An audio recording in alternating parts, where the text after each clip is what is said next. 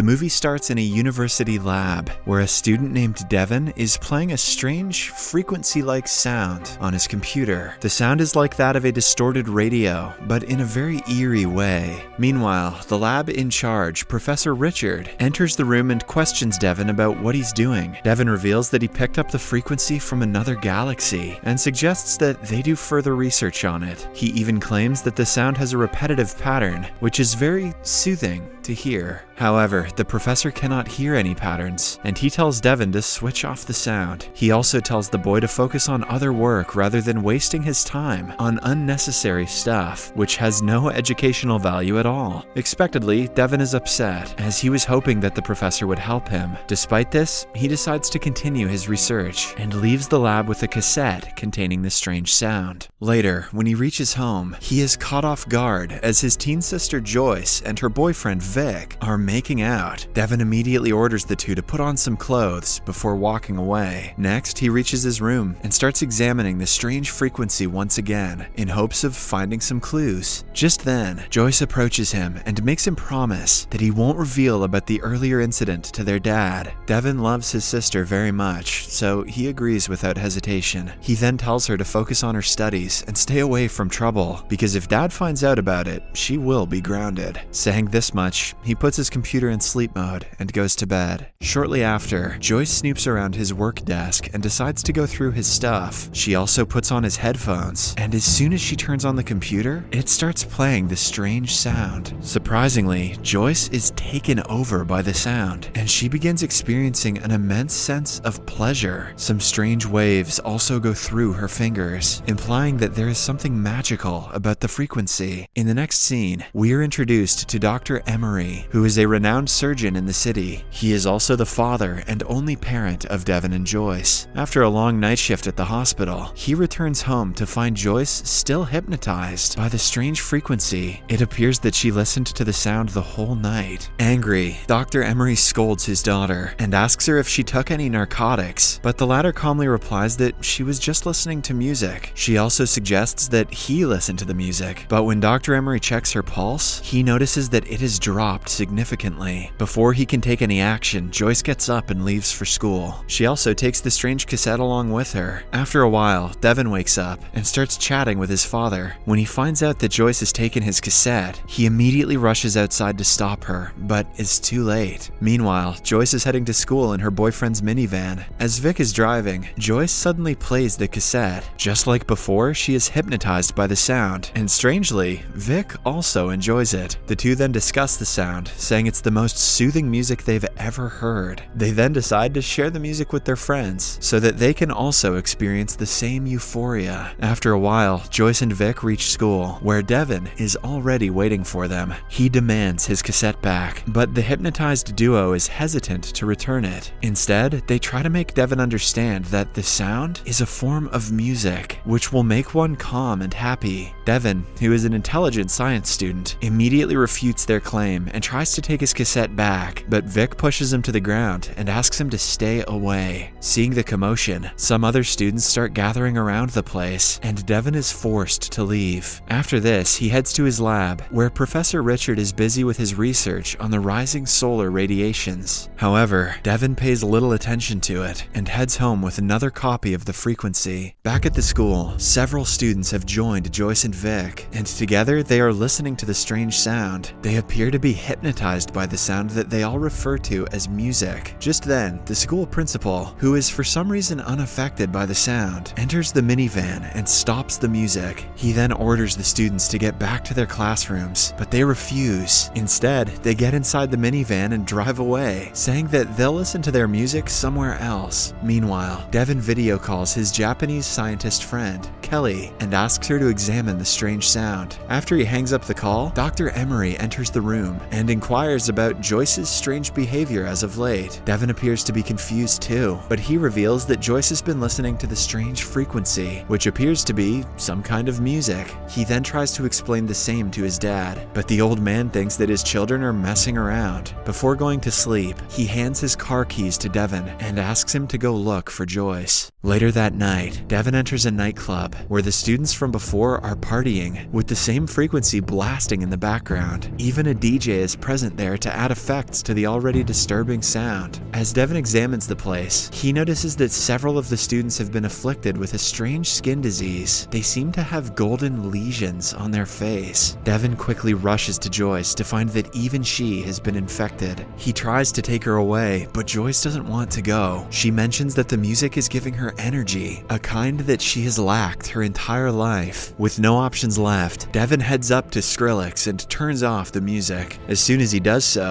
all the students start screaming in a state of panic, as if they are being tortured. Because of this, Devin heads to a nearby telephone booth and calls for help. In the next scene, we are taken to the hospital where Dr. Emery is examining his daughter. By this time, her condition is degraded even more. Devin talks to his dad about the diagnosis, and Dr. Emery reveals that Joyce has an unusually large amount of metal inside her blood. He also reveals that 72 other students are also experiencing the same symptoms.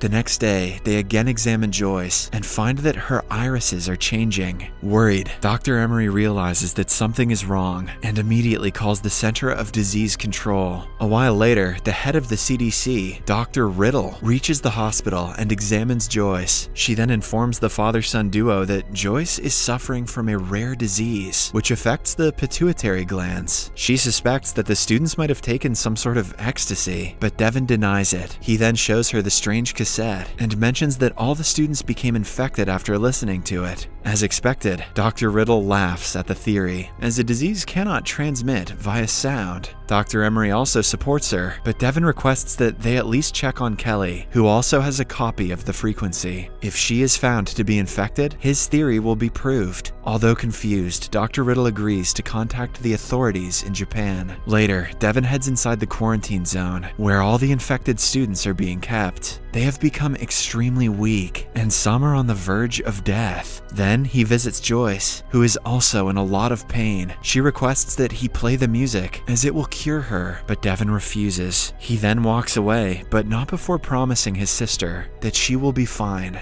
At home, Devin watches the news and again learns that the solar radiations are reaching dangerously extreme levels. Tired of all the negative news around him, he shuts down his computer and goes to sleep. When he wakes up, he finds his dad, along with several military soldiers, in the house. The soldiers are there to confiscate all his equipment, as it has been proven that the frequency is indeed causing the children to become sick. Confused, Devin asks his father about what's happening, to which the latter replies that there has been a similar virus outbreak in Nagago, Japan, the same city where Kelly is residing. He also reveals that the Japanese Prime Minister has declared the disease as a pandemic. Hearing this, Devin is taken aback, and he starts blaming himself for the entire incident, which he probably should. It's his fault after all. Just when he thinks that things can't get any worse, he notices that his hands have also started getting infected. Later that day, the United States also declares a state of emergency, and a meeting is held at the White House. Among the attendees are Devin, Dr. Emery, and some other important people. Dr. Emery mentions that the disease is spreading at a rapid rate, but for some reason, most of the infected are teenagers. People from the age group of 20 to 24 are slightly infected, whereas those above 24 are totally immune.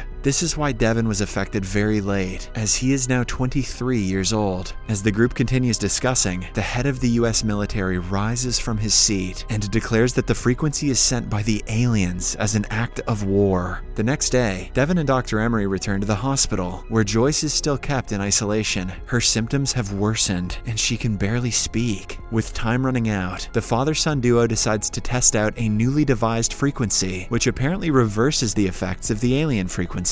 Joyce continuously begs her father to play her favorite music, claiming that it is the only thing that can heal her, but Dr. Emery refuses. After a while, a nurse brings out a cassette player and plays the high-pitched sound. This badly hurts Joyce, and after a while, she passes out. Her heart also stops working, sending Dr. Emery into a state of panic. He tries performing all sorts of medical procedures to revive her, but it all goes in vain. Just then, Devin comes up with an idea. He rushes to a prohibited section of the hospital and retrieves the cassette. He then returns to Joyce and plays the strange frequency, and surprisingly, she comes back to life. Joyce mentions that she is now ready to face it. Stunned, Dr. Emery inquires about what she's talking about, but Joyce remains silent. Witnessing all this, Devin becomes curious and begins researching the source of the sound. The next morning, he meets his dad and Dr. Riddle at the hospital and shares a groundbreaking discovery. He reveals that the frequency is not a disease, but in fact, a cure. Devin supports his claim by mentioning that the only students who have died of the disease are the ones that the hospital tried to cure. He also brings up the incident where Joyce mentions that she was ready. Unsurprisingly, the doctors are confused by the theories, but Devin summarizes that the frequency is trying to adapt them to the harmful solar radiations. He then shows a bunch of plants that he experimented on last night. He exposed them to high amounts of radiation, but the only ones that were able to survive were the ones that were blasted with the same frequency. Following this, he takes the doctors to Professor Richard's lab, where they verify that the sun is actually emitting extremely harmful levels of radiation. In fact, in just a matter of months, the whole world will perish if they don't adapt to the radiation. Professor Richard researches a bit further and finds out that the frequency came from a distant planet, which is 10 light years away from Earth. The planet already experienced the same levels of radiation, which ravaged their entire population. With this information, Devin concludes that the aliens from that planet sent the frequency to Earth so that they could save the humans. In the next scene, another meeting is held in the White House, and the representatives unanimously decide to play the music to the public. They have also engineered a new form of music, which will affect adults too. In no time, the entire world is blasted with the frequency, infecting much of the population. A few months later, we are shown that Joyce has fully turned into an alien, one which is completely immune to the harmful radiation. Devin also looks similar, but their dad, Dr. Emery, has decided against transforming, as he wants to die in a natural way and meet his wife in heaven. He mentions that he is willing to live his entire life inside his home, as he is bored of working anyways. The movie again fast forwards by a month, and this time, the harmful radiations have taken over the world. The movie ends as Joyce and her friends venture outside and enjoy their time, while Dr. Emery looks at them through the window. Subscribe for more videos like this, turn on notifications, and leave a like to help the channel out. Thank you for watching.